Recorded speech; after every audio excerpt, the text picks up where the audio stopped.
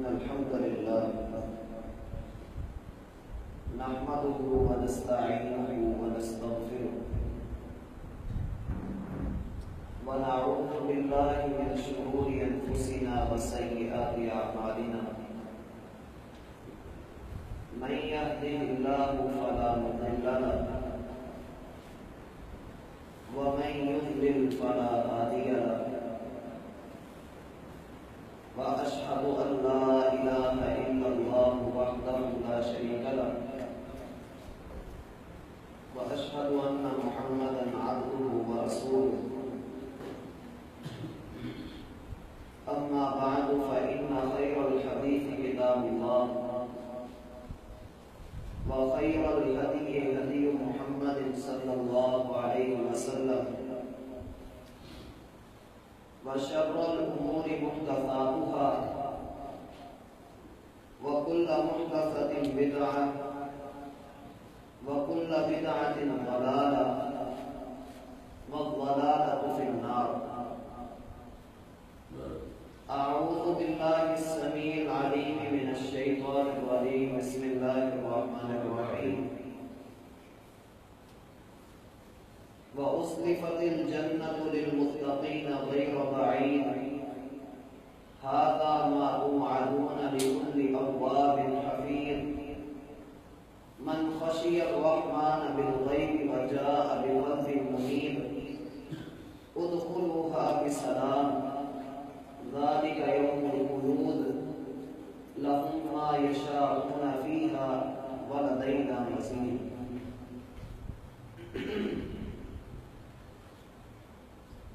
حضرات ذی وقار محترم سامعین و سامعات، کائنات میں حاکمیت صرف اللہ سبحانہ و تعالی کی ذات کے لائق ہے. بندگی اور عبودیت کے تمام تر مراتب ہمارے سامنے واضح کر دیے گئے ہیں، اور اللہ کی بندگی، اللہ کی غلامی، یہ وہ غلامی ہے کہ جس غلامی میں جو آ جاتا ہے وہ ہمیشہ اس غلامی کا لطف حاصل کرتا ہے، اور جو اللہ کا بن جاتا ہے اللہ رب العزت اس کا بن جاتا ہے. من کان للہ کان اللہ لہ، جو اللہ کا ہو جاتا ہے اللہ اس کا ہو جاتا ہے. اور اللہ کا ہونے کے لیے انسان کو جو پاپڑ بیلنے پڑتے ہیں، اپنی خواہشات کا گلا گھونٹنا پڑتا ہے، گناہوں سے بچنا پڑتا ہے، اور مشکلات کے صبر آزما مرحلے سے گزرتے ہوئے ایسا وقت بھی انسان پر آ جاتا ہے کہ ایک طرف اللہ کی بندگی اور اللہ کی غلامی ہوتی ہے، اور دوسری طرف پوری دنیا کا چسکا ایک لمحے کی دوری پر ہوتا ہے. اور انسان جب اللہ کی رضا کی خاطر دوڑ لگا دیتا ہے، اللہ کی منشا کے مطابق اپنے قدم اٹھا لیتا ہے، پھر دروازے کھولنا اللہ کا کام ہے، پھر نجات دینا اللہ کے ذمہ ہے.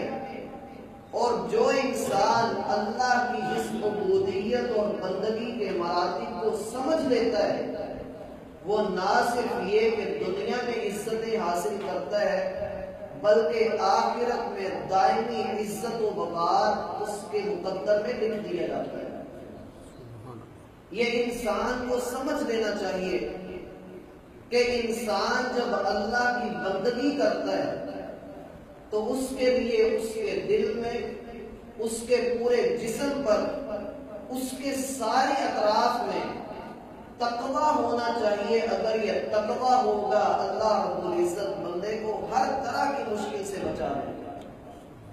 لیکن اگر اس تقوی کے اندر کمی ہوئی، انسان اپنے رب سے دور ہو بیٹھا، یہ گناہ سے نہ بچ سکا، یہ شیطان کے ہتھے چڑھ گیا، تو انسان برباد ہو جاتا ہے.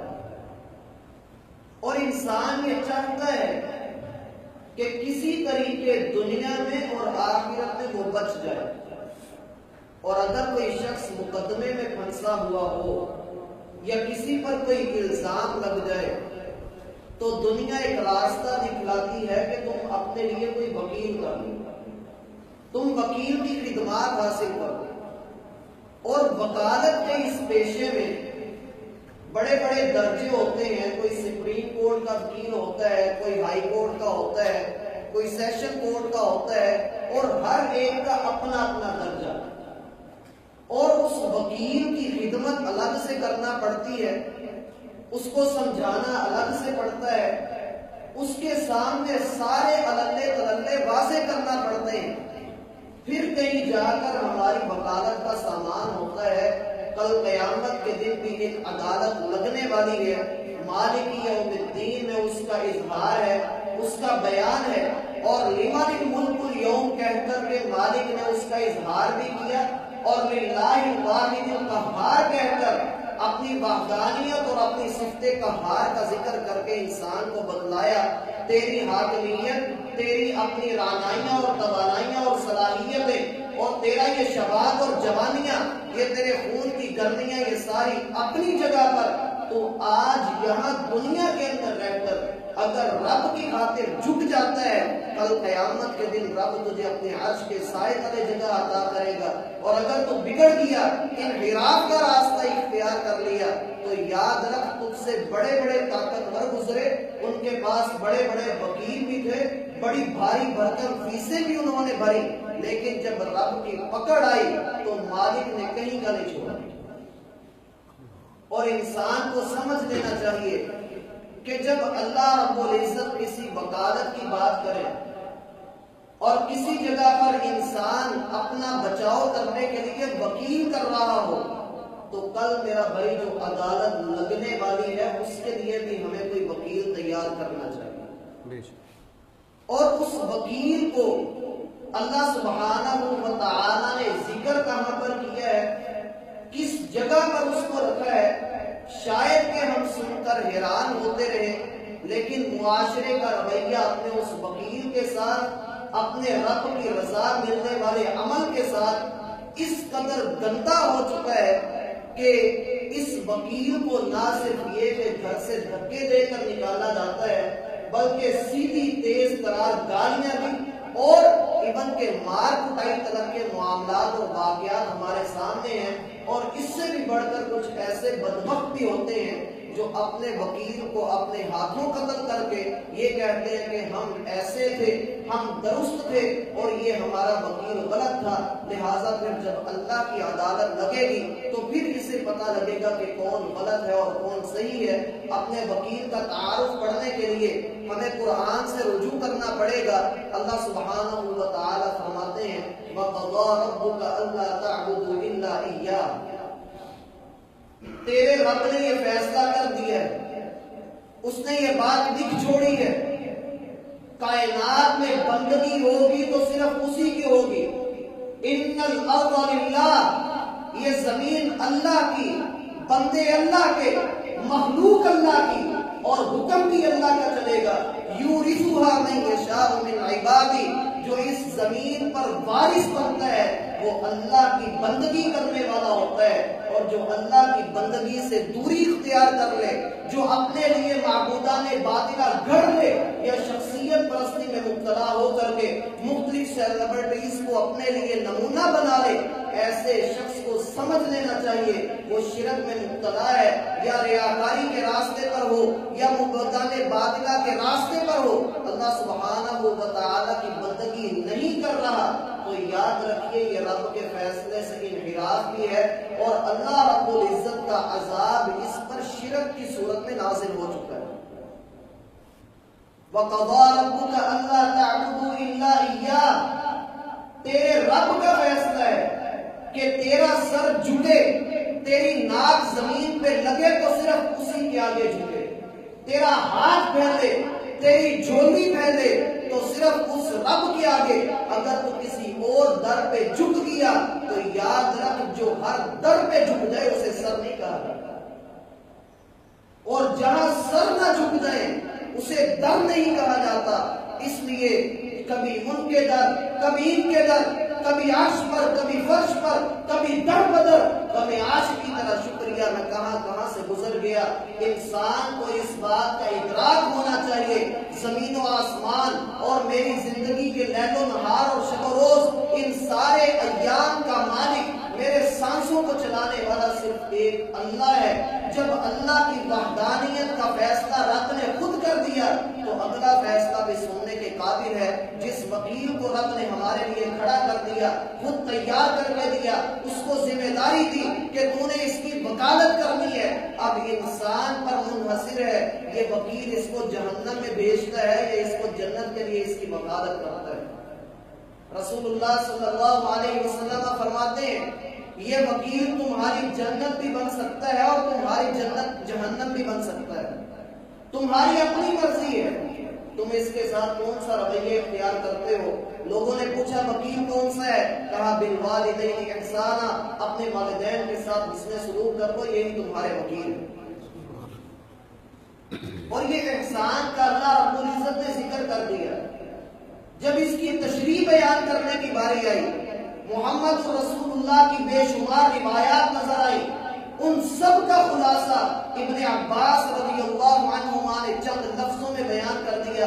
لوگوں نے پوچھا رب یہ کہتا ہے کہ بالوالدین احسانا، اپنے وکیل کے ساتھ، اپنے والدین کے ساتھ، چاہے ماں ہے، چاہے باپ ہے، چاہے سوتیلا باپ ہے، چاہے سوتیلی ماں ہے، والدین ہیں تو آپ ان کے ساتھ بہترین رویہ رکھیے۔ ابن عباس آپ مفسر قرآن ہیں، آپ بتلائیے کہ قرآن کے اس لفظ احسان کا معنی کیا ہے؟ زیادہ سے زیادہ کیا معنی ہو؟ اپنے والدین کے ساتھ زندگی بھر حسن سلوک کرو، اپنے والدین کی اطاعت اور فرما برداری کرو، زیادہ سے زیادہ یہی معنی ہو۔ لیکن ابن عباس پر قربان جائیے، انہوں نے جو معنی بیان کر دیا، اللہ کی قسم اگر اس پر غور کر لیا جائے تو ہماری زندگیاں سنور جائیں اور ہمارے والدین سکھ اور چین پا لیں۔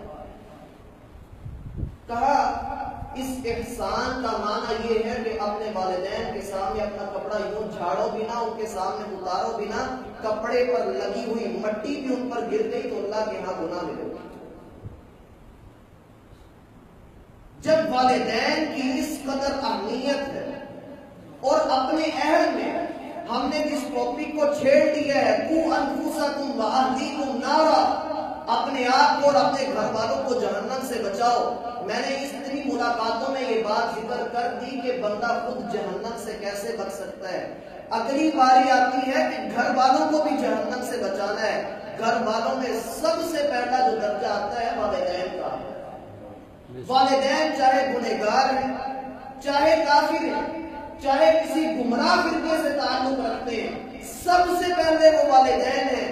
سیدہ اسماء رضی اللہ عنہا بیان کرتی ہیں میرے پاس رسول اللہ صلی اللہ علیہ وسلم کی تعلیمات پہنچی، اسلام قبول کیا، مدینہ میں چلی گئی، میری کافرہ والدہ میرے گھر میں آئی، میں اللہ کے رسول کے پاس گئی اور کہا اللہ کے رسول میری والدہ میرے گھر آئی ہے، وہ کافر ہے تو کیا اس کے ساتھ میں اچھا سلوک کروں؟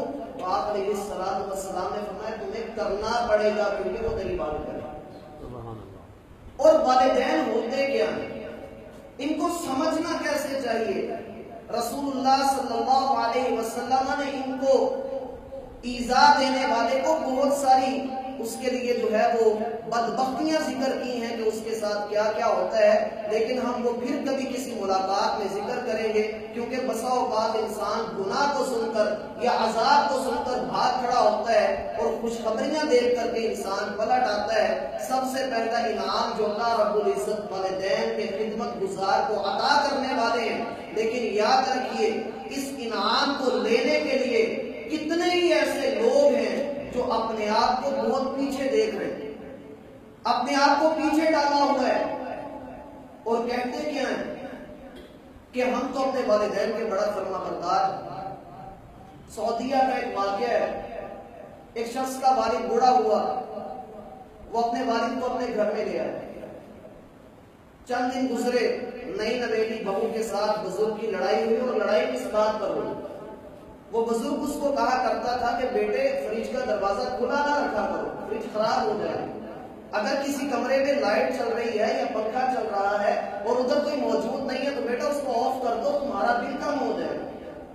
وہ عورت اس کو کہا کرتی تھی کہ تو بوڑھا گھسڑ، تجھے کس بات کی عقل، تو فضول بولتا ہے۔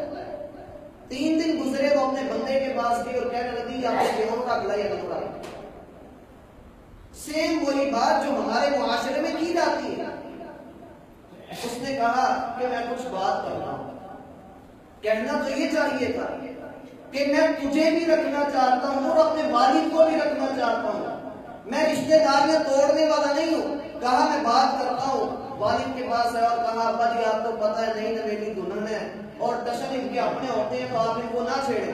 اس نے کہا ٹھیک ہے پتر میں نہیں چھیڑتا، لیکن پھر بھی بوڑھے کی کھانسی اور بوڑھے کا بولنا اور بوڑھے کا بچوں کے ساتھ کھیلنا بہو کو کبھی نہیں بھایا۔ اس نے پھر اپنے خامن سے کہا یا اس کو رکھ لو یا مجھے رکھ لو۔ اور پھر بیٹا آ کر اپنے باپ سے کیا کہتا ہے، آ کر کہتا ہے ابا جان ڈاکٹر بھی کہتے ہیں اور آپ کی صحت کا بھی یہی تقاضا ہے کہ آپ دھوپ سینکیں اور آپ کو تازہ ہوا ملے، تو آپ کو باہر جو کمرے بنے ہیں آئی مین سرونٹ کوارٹر، آپ اس کو لے لیجیے، آپ وہاں پر رہنا شروع کریں۔ اگر اتنا ہی صحت کا خیال تھا تو خود رہ دیتا، خود وہاں پر جا کر کیوں نہیں رہا؟ بزرگ کو وہاں پر منتقل کر دیا گیا۔ رفتہ رفتہ دن گزرے اور آخر کار وہ فوت ہو گیا، اور ان حالات میں فوت ہوا کہ اس کے کپڑے بھی الگ، اس کے برتن بھی الگ، اس کے کھانے پینے کی پلیٹ بھی الگ۔ اور جب اس کی میت کو اٹھانے کے لیے اس کمرے میں گئے، میت کو منتقل کیا گیا تو اسی جوان کا چھوٹا بیٹا آگے بڑھتا ہے اور اس پلیٹ کو اٹھا کر سینے سے لگاتا ہے۔ بیٹا کہتا ہے بیٹے اس کو چھوڑ دے۔ کہا ابا جی چھوڑنا نہیں، کل کو آپ نے بھی تو ادھر ہی رہنا، تو پھر آپ کو اسی میں کھانا دینا۔ اللہ رب العزت دکھا دیتا ہے۔ اور یاد رکھیے کائنات میں رسول اللہ صلی اللہ علیہ وسلم کا یہ فرمان ذہن میں رکھیے، کائنات کے جتنے گناہ ہیں اللہ رب العزت سب کی سزا چاہے تو آخرت میں دے، سب کی سزا، لیکن ایک والدین کی نافرمانی، والدین کے ساتھ برے رویے رکھنا، ان کی خدمت نہ کرنا۔ ہم کس چیز کو خدمت مانتے ہیں؟ ہم کیا کہتے ہیں کہ یہ خدمت ہے؟ ہم صحابہ کرام کو دیکھتے ہیں، تقریباً 14 سلف صالحین کا عیش عمل میرے سامنے ہے کہ وہ کیسے اپنے والدین کے ساتھ سلوک کیا کرتے تھے۔ کیا ہم اس سلوک کو پہنچ سکتے ہیں یا کبھی ہم نے اس کا تصور بھی کیا ہے؟ اللہ کے رسول صلی اللہ علیہ وسلم فرماتے ہیں کائنات کے اندر اللہ سارے گناہوں کی سزا کل قیامت کے دن دے گا، لیکن اس والدین کے نافرمان کو سزا دنیا میں بھی ہے اور آخرت میں۔ اور یہ ہمارے خاندان کے اندر، ہماری فیملی کے اندر یہ رواج آہستہ آہستہ زور پکڑ رہا ہے۔ فادر ڈے، مدر ڈے اور اولڈ ہاؤس، اس کے علاوہ اور کچھ نہیں۔ لوگ یوں کرتے نظر آ رہے ہیں اور اپنے آپ کو بڑا جو ہے بلند کہلوانے والے، اور خصوصاً جوان نسل جو اس بات کو سمجھی بیٹھی ہے کہ ہمارے والد نے کبھی ہمارے لیے کچھ کیا ہی نہیں، اور رہی صحیح کسر علماء پوری کر دیتے ہیں جن کو صرف ماں کی شان ہی نظر آتی ہے، باپ کچھ نظر ہی نہیں آتا۔ واللہ رسول اللہ صلی اللہ علیہ وسلم نے جہاں یہ بات فرمائی الجنت تحت اقدام الامہات، جنت تیری ماں کے قدموں تلے ہے، اور جب ایک تابعی رحمہ اللہ نے اپنی ماں کے قدموں کو چوما، لوگوں نے پوچھا یہ کیا کرتے ہیں؟ کہا رسول اللہ صلی اللہ علیہ وسلم نے جنت یہاں پر رکھنے کی خبر دی ہے، تو میں تو جنت کے پھل کھاتا ہوں اپنی ماں کے قدموں کو چوم کر۔ اور جو باپ ہوتا ہے، اللہ کے رسول صلی اللہ علیہ وسلم فرماتے ہیں تیرا باپ جنت کا درمیانی دروازہ ہے، چاہتا ہے تو اس کو برقرار رکھ، نہیں تو توڑ دے، تیری اپنی مرضی۔ جنت میں جانا سبھی چاہتے ہیں، اور ساری اخلاقیات اور ساری ہمدردیاں والدہ کے ساتھ، اور والد کو گالیوں طرف، اور ایون کہ ہم خبریں سنتے آتے ہیں کہ چند ہی دن پہلے ایک شخص نے اپنے والد کو صرف جائیداد میں سے حصہ نہ دینے پر قتل کر دیا۔ اور یہ کوئی چھوٹی بات نہیں ہے، انسان اپنے والد کو قتل کر دے، اپنی والدہ کو قتل کر دے، اور معاشرے میں بے رحمی اس قدر پھیل چکی ہے کہ بیٹی جو ہے وہ اپنی ماں کے خلاف کھڑی ہے، بیٹا اپنے باپ کے خلاف کھڑا ہے کہ ہم دونوں شادی کرنا چاہتے ہیں، نہ مانے یا میں نے مر جانا یا آپ کو مار دیں۔ دھمکیاں، بلیک میلنگ، اس کو کیا کہا جائے؟ یہ کہاں کا دین اور کہاں کا مسلمان ہے؟ اللہ سبحانہ و تعالیٰ جو سب سے پہلی چیز ہمارے سامنے رکھتے ہیں، انسان یہ چاہتا ہے کہ اس کے والدین کو دنیا میں عزت ملے، کل قیامت کے دن بھی عزت ملے، لیکن یہ وہی انسان چاہتا ہے جو اپنے والدین کی قدر جانتا ہے۔ اور والدین کی قدر کیسے ہوتی ہے؟ سب سے پہلی چیز دیکھیے، حیات بن شریح رحمہ اللہ تاریخ میں کئی گم ہو چکے ہیں، نام ہمارے لیے نیا ہو سکتا ہے، لیکن دین پڑھنے پڑھانے والے مدینہ کے بہترین فقہاء میں سے ایک حیات بن شریح رحمہ اللہ ایک جگہ پر بیٹھے درس دے رہے ہیں، اور اپنی والدہ کا احترام کتنا ہے، والدہ ان کے پاس آتی ہیں اور کہتی ہیں اٹھو اور آ کر کھانا کھاؤ اور مجھے بھی کھلاؤ۔ اپنا درس وہیں پر چھوڑا اور جا کر کھانا کھلانا شروع کر دیا۔ اور آج کی ماں اگر آ کر بیٹے کو کہے کہ بیٹا جی آپ یہ کام کر دیں، وہ ماں کو یوں پڑ جاتا ہے جیسے گلی میں سے گزرنے والے کو کوئی پڑ جاتا ہے، اور جب وہ باہر نکلے تو محلے کی ساری خالائیں اور پھپھوئیں اس کی ان کے سب کے کام کرا رہا۔ اور یہ ہمارے معاشرے کا وہ چال چلن ہے، ایک طرف تابعی اپنا درس چھوڑ دیتے ہیں اور کتنے ہی طلباء سامنے بیٹھے تعلیم حاصل کر رہے ہیں، اللہ کے رسول کی بات پڑھی جا رہی ہے، لیکن پیش نظر جو بات ہے کہ اللہ کے رسول نے یہ بھی کہا کہ اپنی والدہ کا احترام ہے۔ اس کے بعد ہم دیکھتے ہیں تاریخ میں ہزاروں سال پیچھے جانا پڑتا ہے، اللہ رب العزت دکھلاتے ہیں ایک تصویر، وَاذْكُرْ فِي الْكِتَابِ إِبْرَاهِيمَ إِنَّهُ كَانَ صِدِّيقًا نَبِيًّا۔ ابراہیم کو دیکھیے، اس کتاب میں اس کا ذکر کیجئے، یہ وہ ابراہیم ہے کہ جس نے اپنے باپ کو جب پکارا تو کن الفاظ اور کس رویے سے پکارا۔ اللہ کی قسم اگر ہم دیکھ لیں تو ہم کبھی اپنے باپ کو ایسے پکارتے ہیں، یا ابت لم تعبد ما لا يسمع ولا يبصر ولا يغني عنك شيئا۔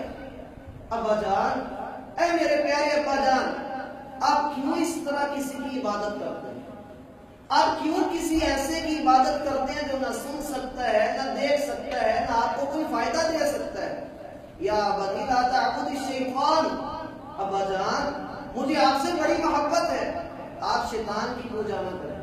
ساستغفر لک ربی، میں اپنے رب سے آپ کے لیے استغفار کروں گا۔ اے ابا جان آپ اس طرح نہیں، یہ رویہ ہے۔ اور اگلا رویہ اس سے بھی بڑھ کر، جب ایک خواب آتا ہے اور خواب آنے کے بعد بیٹے کو کہا جاتا ہے انی اذبحک فانظر ماذا تری، بیٹے ہم خواب میں دیکھتے ہیں کہ ہم تجھے ذبح کر رہے ہیں، اور جواب کیا آتا ہے یا ابت افعل ما تؤمر، ابا جی اللہ کی وحی، اللہ کا حکم، آپ کا حکم، حکم پر حکم، اور پھر میں اس پہ انکار کر دوں، ممکن نہیں، جو دل کرتا ہے یا ابت افعل ما تؤمر۔ اور پھر ہم آگے دیکھتے ہیں ابو ہریرہ رضی اللہ عنہ، تاریخ میں سب سے معروف نام، سب سے زیادہ روایات مروی صحابی سے، ابو ہریرہ رضی اللہ عنہ جب کبھی بھی اپنے گھر میں جاتے بلند آواز سے کہتے السلام علیکم ورحمۃ اللہ یا امہ، اے میری ماں پر سلامتیاں بھی ہوں، رحمتیں بھی ہوں اور برکتیں بھی ہوں، رحمک اللہ کما ربیتنی صغیرا، اللہ تیرے اوپر رحمتیں نازل کرے، اے میری ماں تو نے بچپن میں میرے ساتھ اس نے سلوک کیا، اللہ تیرے اوپر رحمتیں نازل کرے۔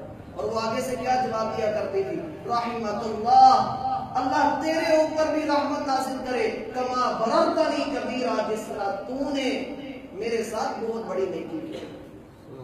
مزید آگے بڑھتے ہیں، حارثہ بن نعمان، رسول اللہ صلی اللہ علیہ وسلم جنت میں تھے تو کسی کے قرآن پڑھنے کی آواز آئی، کسی کے قرآن پڑھنے کی آواز آئی، آپ علیہ السلام نے پوچھا من ھذا، یہ کون شخص ہے؟ کہا حارثہ بن نعمان۔ حارثہ بن نعمان وہ ادھر کیسے آ گیا، وہ تو ابھی دنیا میں ہے۔ کہا گیا کذالکم البر، کذالکم البر، یہ حارثہ بن نعمان اپنی والدہ کا اور اپنے والد کا بڑا فرما بردار ہے، یہ پڑھتا زمین پر ہے لیکن جنت والے اس کی قرات سنتے ہیں۔ حارثہ بن نعمان زین العابدین، بڑے مشہور شیعہ کے ہاں سب سے بڑے امام زین العابدین رحمہ اللہ، لوگوں نے ان سے کہا کہ آپ اپنی والدہ کے ساتھ کھانا نہیں کھاتے، نہ اپنے والد کے ساتھ بیٹھ کر کھانا کھاتے ہیں، یہ کیا وجہ ہے؟ ہم نے کبھی آپ کو اپنے والدین کے ساتھ کھانا کھاتے نہیں دیکھا، کیا وجہ ہے؟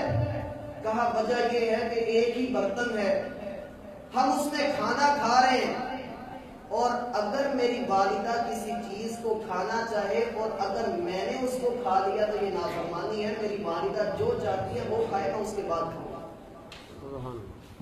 مزید آگے بڑھتے ہیں، ابن عون المزنی رحمہ اللہ، نام بڑے اوکھے اوکھے لیکن ہمارے لیے سنہرے، ہمارے لیے ان کے سبق ہے۔ ابن عون المزنی، ان کی والدہ ان کو بلاتی ہیں، یا محمد ابن عون، اے عون کے بیٹے محمد میری بات سن۔ یہ آگے سے کیا جواب دیتے؟ لبیک یا اماں، میری ماں میں ابھی آیا، اور لبیک کہنے کے بعد کیا کہتے ہیں؟ استغفر اللہ، استغفر اللہ، استغفر اللہ۔ لوگوں نے پوچھا ابن عون یہ کیا ہوا، کوئی غلطی تو نہیں کیا آپ نے، تو پھر استغفر اللہ کس بات پر؟ کہا میری والدہ نے مجھے بلایا اور میں بلند آواز بولا کہیں گناہ نہ ہو جائے، فذهب الى السوق، وہ بازار گئے، فاشترى مملوکین، 2 غلام خریدے اور ان کو اللہ کی رضا کی خاطر آزاد کر دیا کہ اللہ میرے اس گناہ کو ختم کر، حالانکہ یہ گناہ نہیں۔ لیکن آج کا جوان نہ صرف یہ کہ والدین کو گالی دیتا ہے بلکہ گالیوں کے بعد دھکے بھی دیتا ہے، اور دھکوں کے بعد مارتا بھی، اور مارنے کے بعد قتل بھی کر دیتا ہے، اور یہ کہتا ہے کہ والد غلط۔ کہا جاتا ہے کہ ایک شخص اپنے والد کو اپنے کندھوں پر اٹھائے لے کر جا رہا تھا، باپ اس کو پوچھتے بیٹا کہاں پر لے کر جا رہے؟ کہا ابا جی آپ کو ذبح کرنے جا رہا۔ کہا بیٹا تجھے اللہ کا واسطہ مجھے ذبح نہ کرنا۔ کہنے لگا جو مرضی کر لو، میں نے تجھے آج ذبح ہی کرنا۔ کہا ٹھیک ہے بیٹا یہاں پر کرو۔ اس نے کہا وہ کیوں؟ کہا یہیں پر کرو کیونکہ میں نے اپنے والد کو بھی یہیں پر ذبح کیا تھا، تجھے بھی یہ جگہ یاد رہے، کل کو تیرے بیٹے نے بھی تجھے یہاں ذبح کیا۔ طلق بن حبیب رحمہ اللہ، لوگوں نے پوچھا یار آپ چھت پہ نہیں آتے، چھت پر نہیں چڑھتے آپ؟ کہا گھر میں ماں ہوتی ہے اور ماں کے ہوتے ہوئے میں چھت پر نہیں چڑھ سکتا، اللہ نے اس کے قدموں پر جنت رکھی، اور ماں جہاں ہو تحت اجلالہا، میں اس کے ہوتے ہوئے چھت پر نہیں آ سکتا، میں اس سے اونچا ہو جاؤں، یہ بے ادبی ہے۔ اور پھر اس سے بھی آگے بڑھ کر ایک شخص کافی دور سے چلا، اس نے آ کر اپنی والدہ کو حج کروایا، اور یہ وہ وقت تھا جب سواریاں نہیں ہوتی تھی، اور حج بھی کیسے ہوتا ہے؟ پہلے بندہ مینا میں جائے، پھر مزدلفہ میں، پھر عرفات میں، پھر واپسی، اور پھر مینا کے باقی دن، یہ بڑا اوکھا کام ہوتا ہے، اور حج جو ہے وہ اتنا سوکھا بھی نہیں ہے۔ ایک شخص نے اپنی والدہ کو حج کروایا، ابن عمر رضی اللہ عنہما کے پاس آتا ہے اور آ کر کہتا ہے کیا میں نے اپنی والدہ کا حق ادا کر دیا؟ وہ آگے سے کیا جواب دیتے ہیں؟ لا ولو بظفرۃ واحدہ، قطعاً ادا نہیں کیا، ایون کہ یہ ناخن جو اتار کر پھینک دیتے ہو اتنا حق بھی ادا نہیں۔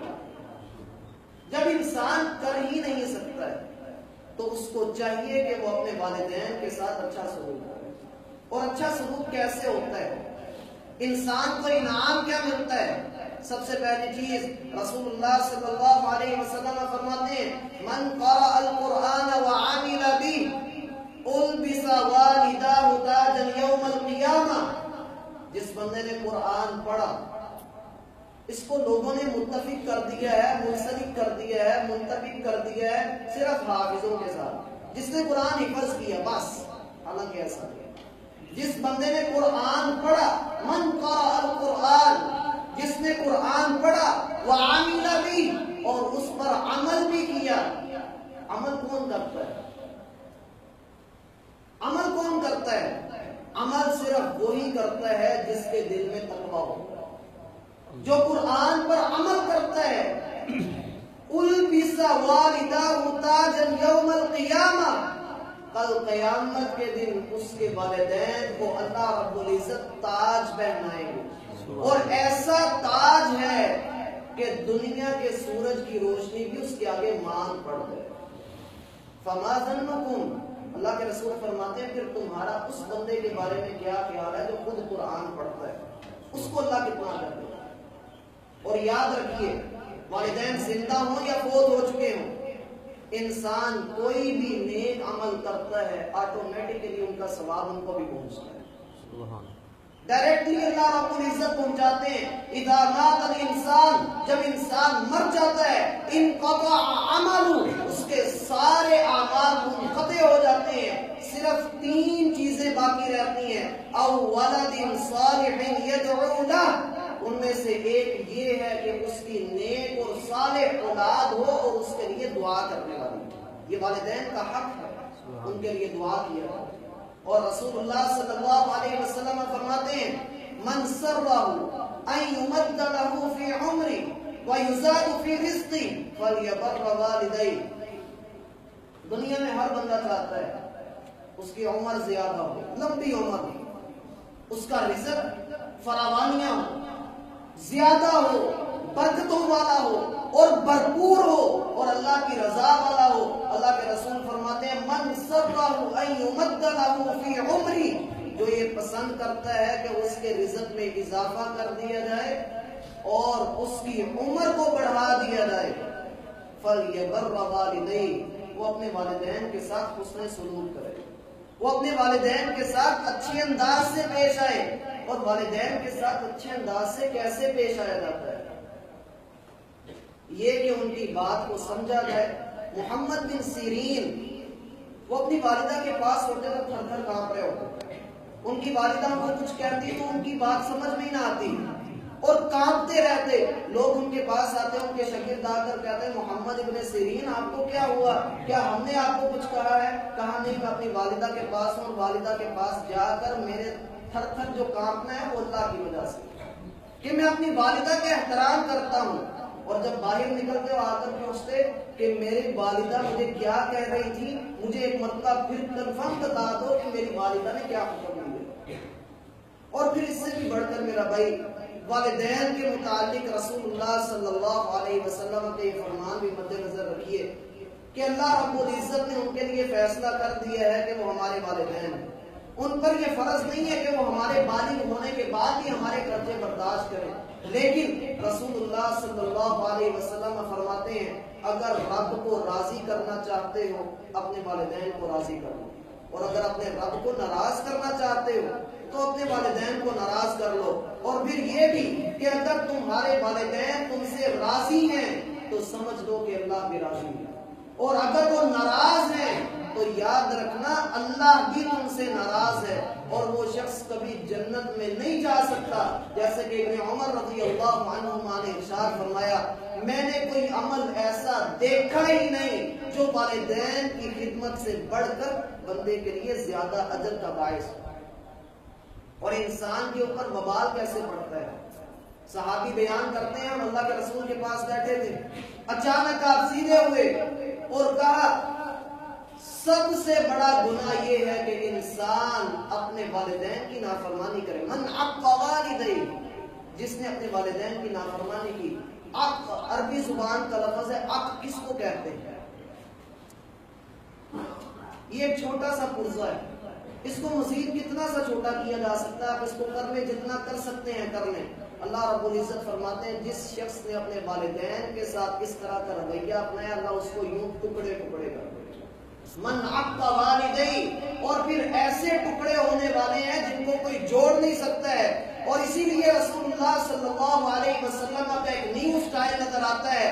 اللہ کے رسول اپنے منبر پر چڑھ رہے ہیں، پہلی سیڑھی پر آمین ہے، دوسری پر بھی آمین ہے اور تیسری پر بھی آمین ہے۔ صحابہ پوچھتے ہیں محبوب آپ کا یہ سٹائل پہلی مرتبہ کون سی ایسی بات ہوئی جس کی وجہ سے آمین کہا؟ اللہ کے رسول صلی اللہ علیہ وسلم فرماتے ہیں ابھی جبرائیل آئے تھے، دعا انہوں نے کی، محمد رسول اللہ نے آمین کہہ دی، اللہ نے قبول کر لی۔ اور ان 3 میں سے ایک دعا یہ ہے ناکام اور نامراد ہو جائے، ذلیل ہو جائے وہ شخص جس کی زندگی میں والدین موجود ہوں یا ان دونوں میں سے کوئی ایک موجود ہو اور وہ ان کی خدمت کر کے جنت نہ جا سکے۔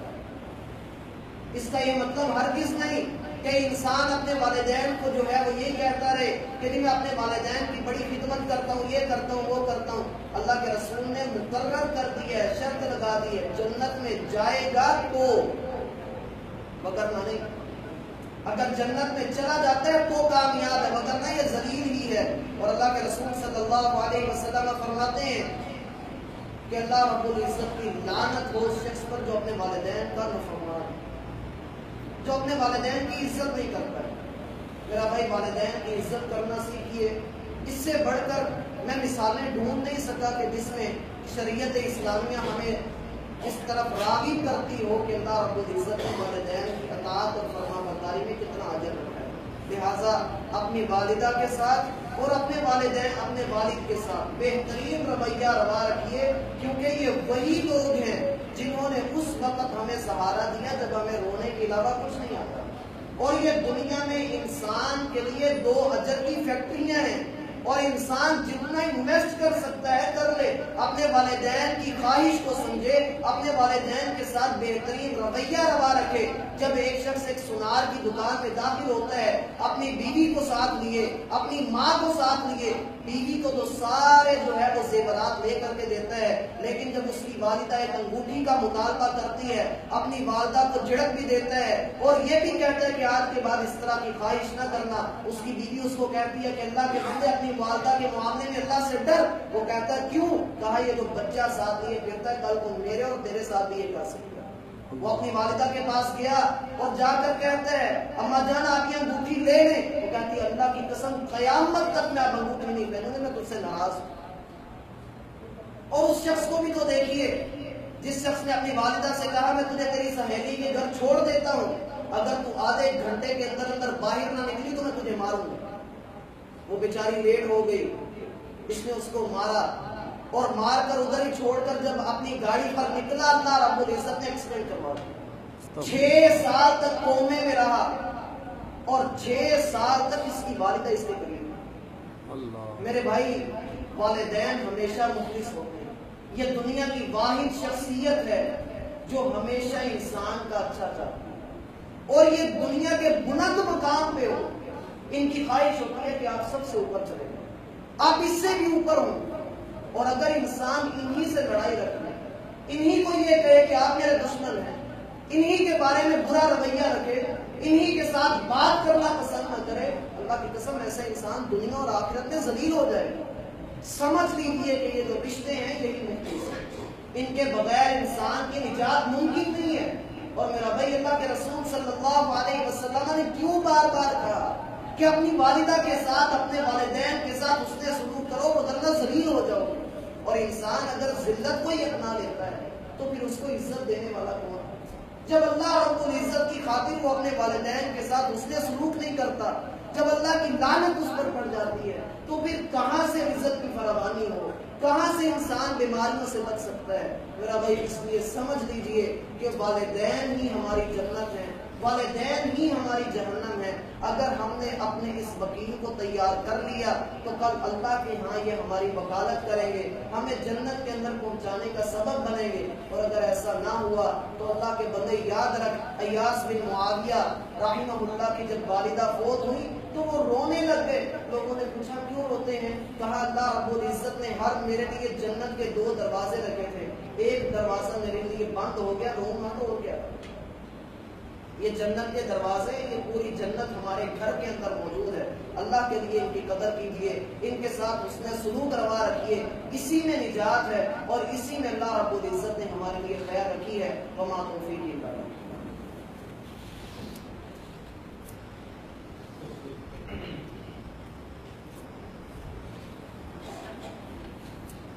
ان الحمد للہ نحمده